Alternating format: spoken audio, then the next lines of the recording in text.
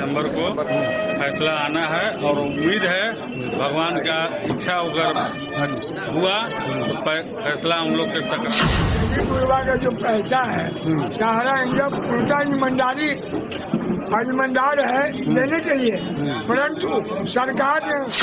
चलिए, क्या कहना चाहते हैं आप एक कार्यकर्ता भी थे सहारा इंडिया का, और प्लस में कई लोगों का पैसा आपने जमा भी करवाया एक भरोसे के मुताबिक, तो क्या कहना चाहते हैं? हम लोग उनके लिए लड़ाई लड़ रहे हैं। सुप्रीम कोर्ट में भी है 3, 4, 5 सितंबर को फैसला आना है और उम्मीद है भगवान का इच्छा अगर हुआ तो फैसला हम लोग के सकारात्मक मिलेगा और हम लोग विजय होंगे।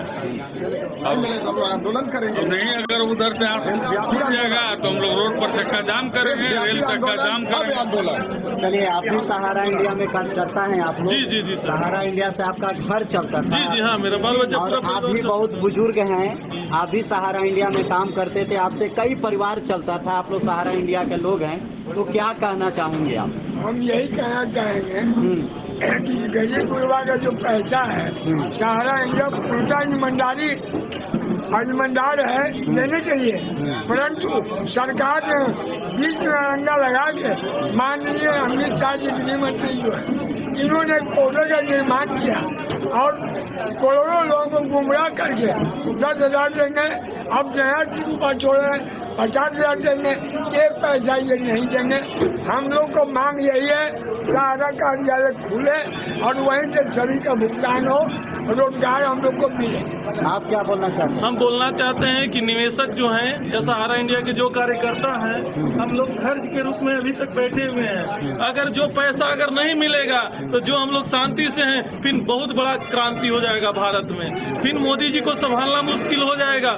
हम लोग आग्रह कर रहे हैं जितने निवेशक या कार्यकर्ता हैं कि सबको काउंटर से भुगतान हो, जितने भी सहारा इंडिया के कार्यालय से भुगतान हो, और जो भी कार्यकर्ता है उसको रोजगार बहाल किया जाए और निवेशक का पूर्ण भुगतान ब्याज के साथ किया जाए। चलिए, आप क्या बोलना चाहते हैं? सर, ये बोलना चाहते हैं हम कि सबसे पहली बात कि जो सहारा इंडिया का आज आपदा पड़ा हुआ है, जो विपत्ति पड़ा हुआ है सहारा इंडिया के लोगों पे या सहारा इंडिया कंपनी पे, तो इस तरह से सरकार से हम कुछ कहना चाहते हैं कि इस तरह के बड़ी पूरी देशव्यापी समस्या जो बना हुआ है, इस पे सरकार का नजर क्यों नहीं जा रही है? जबकि कभी कभी हम लोग देखे हैं, कभी ऐसा देखे हैं कि कुछ लोग अगर एक कुएं में फंस गए तो उनको बचाने के लिए, कुछ लोग कहीं गड्ढे में फंस गए तो उनको बचाने के लिए पूरे सरकार का, पूरे विदेशों से तंत्र आ जाता है उनको बचाने के लिए। लेकिन सर, सहारा इंडिया परिवार में आज 4 से 5 हजार लोग मर गए जो पेमेंट भुगतान नहीं होने के कारण।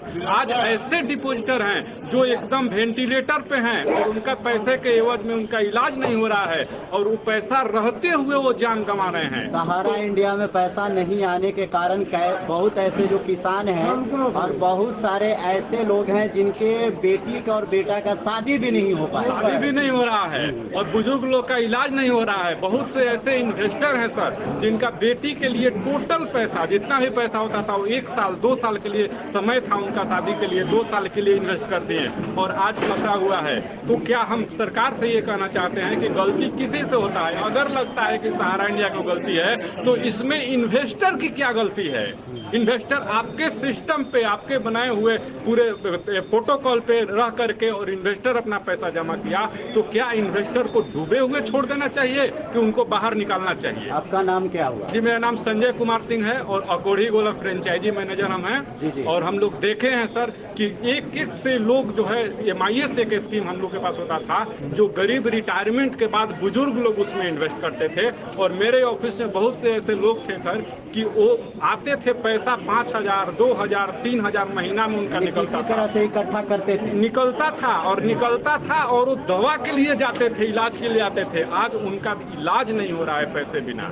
बने इतनी त्राहिमाम है कि इस व्यवस्था को अगर ठीक नहीं किया जाएगा तो चंद महीनों चंद सालों में लाखों लोग मर जाएंगे और लाखों लोग मर जाएंगे तो इसका सहारा इंडिया जो दोषी होगा वो हो गया, लेकिन उससे बड़ा दोषी सरकार होगा, बड़ा दोषी हमारे देश की जो संविधान होगी उसका, उस पर क्या आपको लगता है कि सहारा इंडिया का पैसा गरीबों तक या सभी लोग तक पहुंच पाएगा?